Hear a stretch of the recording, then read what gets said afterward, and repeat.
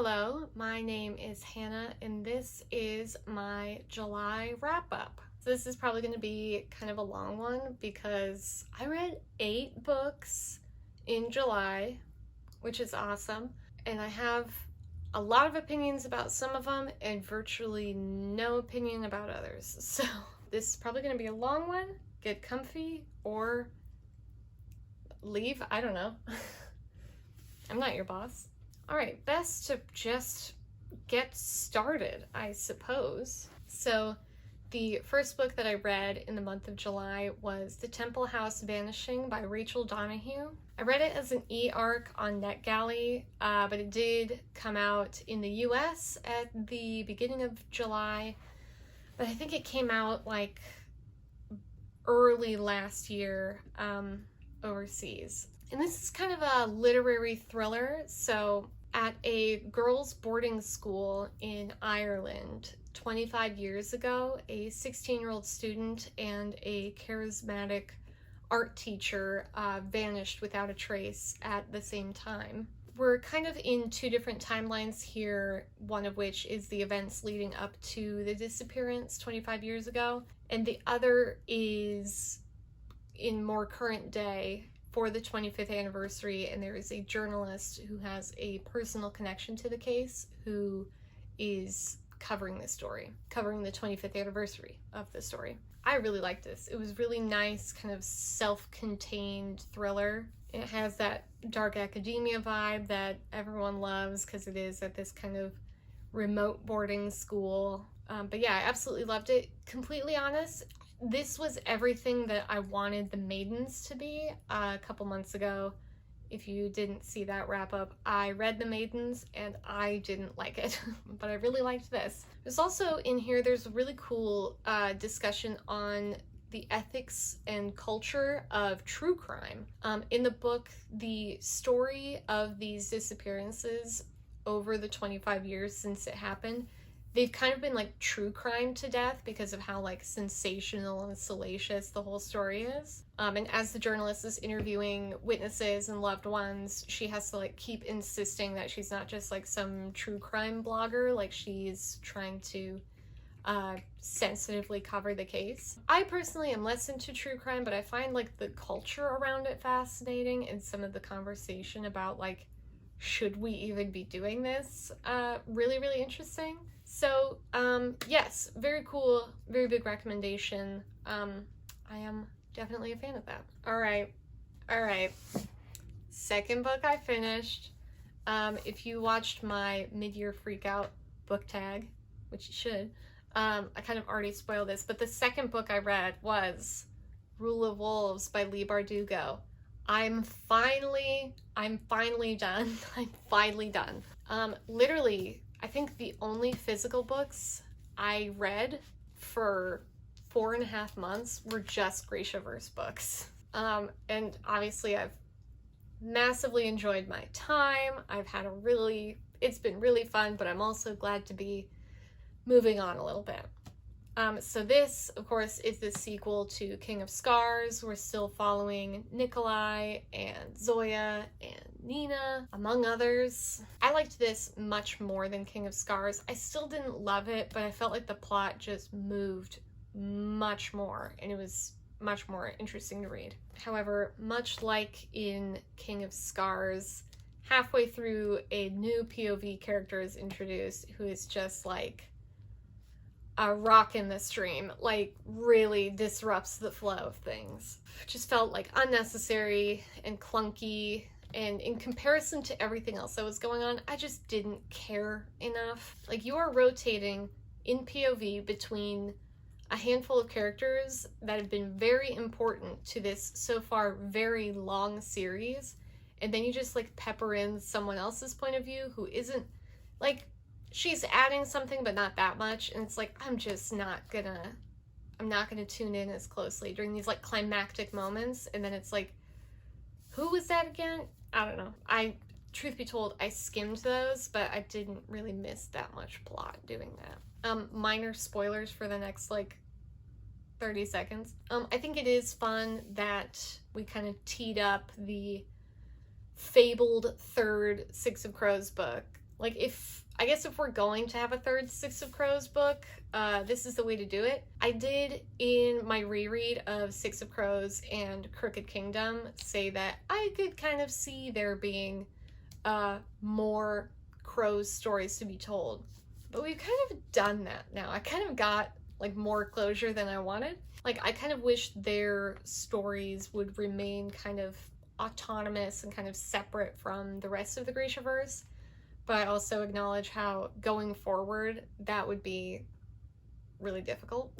And I'd like to see, if we're talking spin-off series, I want to see what the twins and the Bionic Grisha are doing. That sounds fascinating. I want to see that in a spin-off. Overall, I don't have that much to say about this book because it took me a month and a half to read it. About maybe 3/4 of the way through, I had to like take a break for a week and just like not read this for a little while. But it was a nice conclusion, and also not conclusion. All right, next was a reread. All this talk of rereading, now I'm finally doing it. I reread There Will Come a Darkness by Katie Rose Poole. I reread this as an audiobook on Hoopla.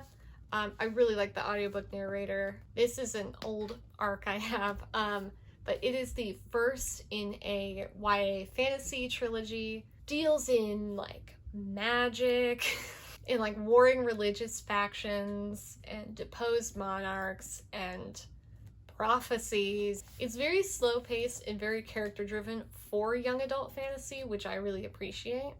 So we're following 5 main characters, not 6. It's not Six of Crows, so get that out of your head, even though it looks like it.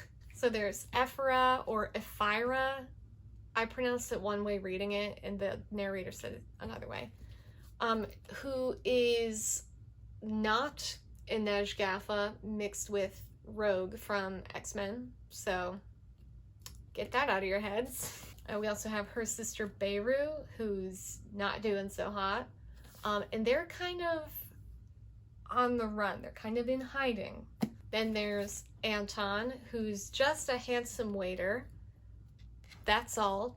No extraordinary abilities, nothing to see here. He's also in hiding from a figure from his past. And then there's Hassan, who is a prince who is in exile. So he's like also kind of in hiding. Are we getting a theme? He's also very boring. Heaven help him. He's kind of boring. Then there is Jude, who is becoming the leader of this order of like magic priests who aren't Jedi but kind of are. He's actually not in hiding. He's not hiding from anyone. He's just hanging out. Now the book itself, to be completely honest, the first half is a little uneventful. It's a lot of world building. It's a lot of groundwork. It's a lot of just like establishing who is who and what is where, and not too much happens. And overall, this book definitely feels like the first part of a larger series. I know that's something that kind of bugs people sometimes, is when like the first installment of a series like doesn't feel like a complete story. And that is kind of the case here, but it's still really nice. There's like a big climactic reveal that is like very, very obvious. You kind of see it coming from really far away. Even the first time I read it, I was like, no, hold on, that doesn't make sense though. And then it didn't make sense. So definitely picks up towards the end. There's some set pieces, some pretty big action scenes that are really exciting to read. But yeah, I really like this. I think it left off at a good spot for the sequel, which I am currently reading. It's a little less like Six of Crows than I remember, but it is often recommended to fans of Six of Crows. And I honestly think it might, if we're going with our Grishaverse analogies, it'd probably be better for a Shadow and Bone fan than a Six of Crows fan. Do with that what you will. The next book I finished was Prisoners of Geography, 10 Maps That Explain Everything About the World by Tim Marshall. I read this physically kind of interspersed between other books, so there'll be a map and then like a 30-page essay about that map. So yeah, the synopsis is kind of the title. It's just about the various ways that geography impacts the world historically, politically, culturally. Very interesting premise for a book. Really, really cool. Sometimes it feels like Tim Marshall overheard someone say, "Why do countries even still have navies?" And it made him so mad that he wrote a book. I'm going to start with what I liked. This book is pretty beginner friendly. If you are someone who maybe doesn't know a whole bunch about like the politics or history of a region, he kind of gives you like the bare minimum baseline of like context that you need to understand stuff. I still found myself like Googling things like different acronyms and political figures, and like he'll mention a battle offhand and I'll be like, I don't know what that is. But you know, it's legible. It's really, really readable. It's also pretty informative. I mean, that's kind of like the baseline of what you want from a nonfiction book, but I felt like I learned a lot. Like, Pakistan is an acronym, and Russia really wants a warm water port. Like, really, really want a warm water port. And there's also like just, you know, new viewpoints on things that like never even would have occurred to me. Like in the passage on Africa, he talks about obviously the myriad ways that colonialism impacts life and politics in Africa today. You know, the obvious, you know, genocide, stripping of natural resources. He also points out how much of a problem it is when colonizers go to a place, draw borders, national or subnational borders, where there is no cultural, linguistic, geographic reason for there to be a border, and then they dip, but the borders stay there, and now conflict. That makes perfect sense, and it just never occurred to me. Now, what I disliked or like had trouble with reading this.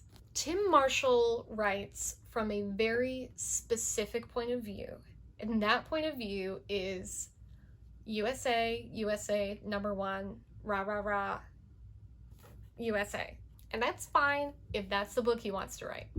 But it also tells me that maybe there are some things in here that he's not necessarily being impartial about. There's also just like some seemingly obvious stuff that he either is ignoring or like forgot about. I don't know. He kind of chalks up any political or economic strife in South America to like South American countries' governments' inability to like get it together politically. And it's like, there's famously never been any outside interference in that region that would like destabilize it for like decades at a time, right? And then there are other times where he'll like either skip over stuff or just like straight up contradict himself. Like an example of this is in the passage on Russia. He talks about how the Kremlin has a law that compels the government to protect ethnic Russians. A definition of that term is by design hard to come by. He tells like different ways in the past that an ethnic Russian has been defined, and then jumps right into approximately 60% of Crimea's population is ethnically Russian, without like telling us what that means. You know, it's like, Tim. So I don't know. I do think this book is worth reading. There's so much good info in here and like so many interesting takes. But like I said, there are times where it like felt like I was having to take things with a grain of salt that I didn't necessarily want to, and just some like leaps in logic that I couldn't really follow. So I don't know if I'll read this sequel. There's a new one that's like The Power of Geography. So I don't know that I will read that. I am, however, very interested in his book about flags, because I love flags.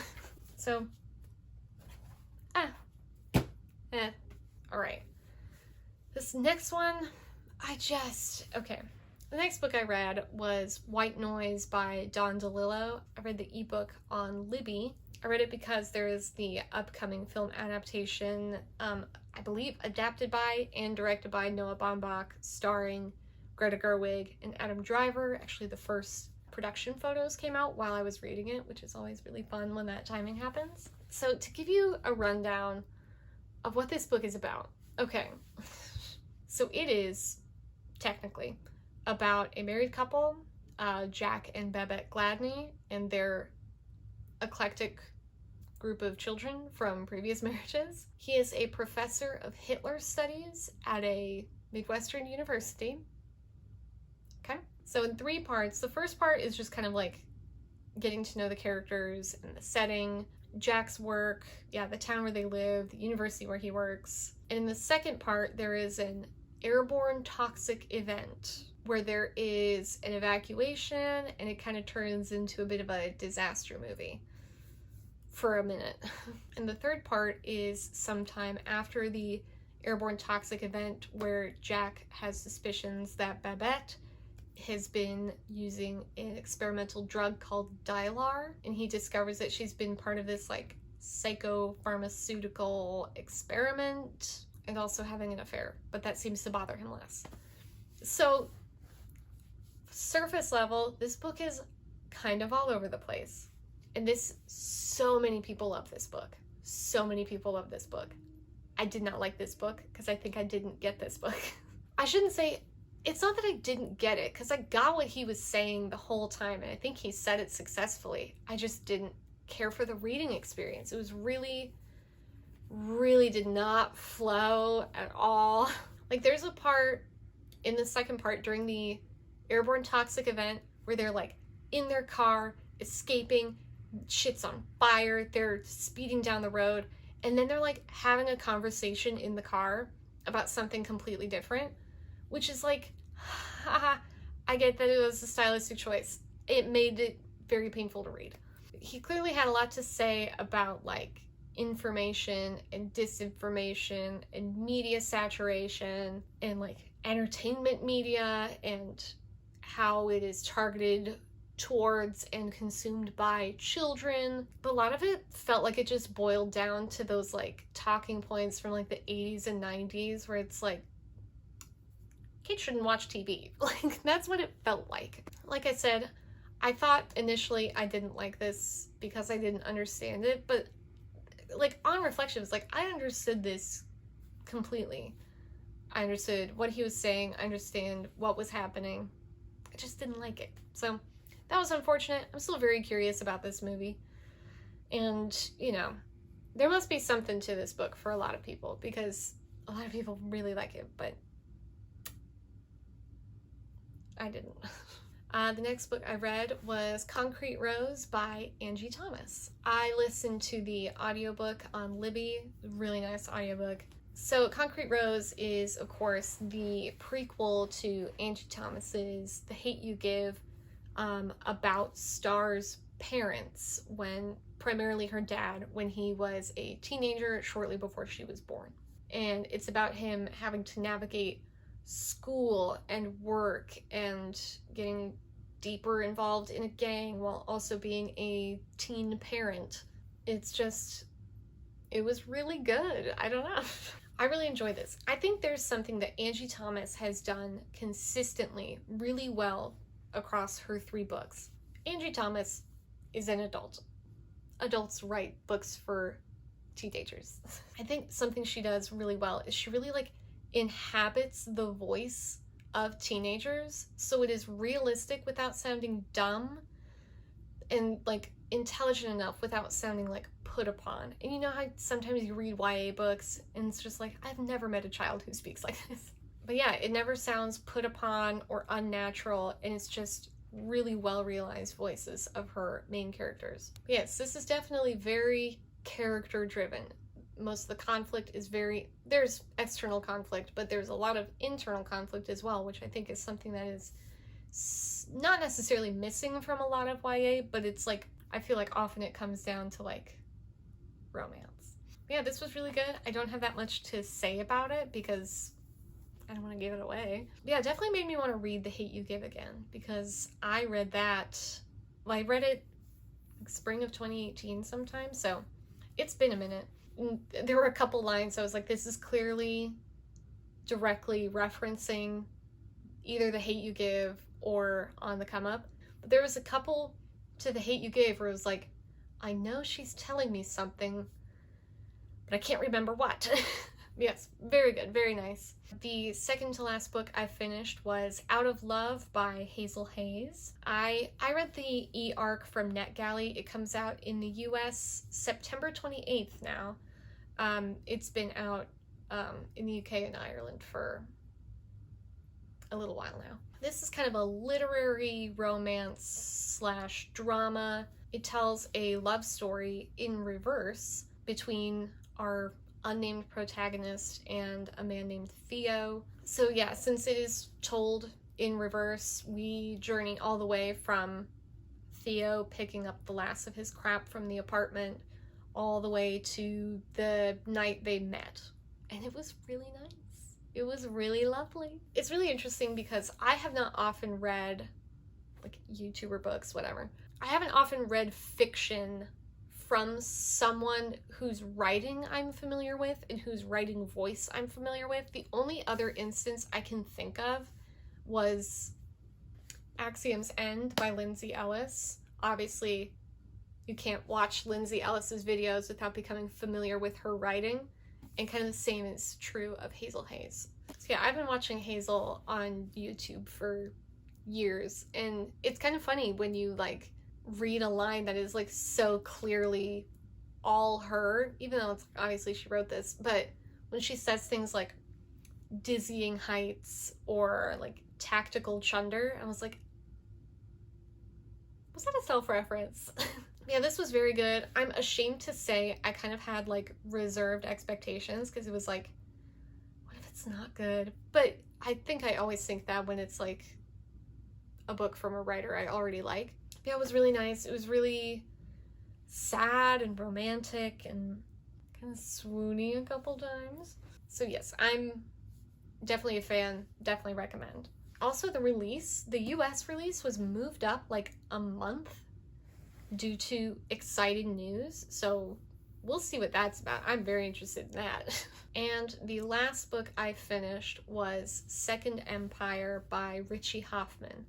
It is a poetry collection I read as an ebook on Hoopla. I was a little nervous reading poetry in an ebook, but there's even like a sizing guide. I'd never done it before, so there was a little like passage at the front of the book that was like, hey, adjust your font so this is all on one line and your font will be the correct size. And I was like, that's genius. So yes, all this poetry buying, not a lot of poetry reading. This is my provisional poetry collection over here. I don't know if you can see that. I am not a huge poetry reader. I love poetry, but I don't read it very often, and that's for a couple reasons. Most of the time, I feel like with poetry collections, I only really get something out of maybe a quarter of what I read.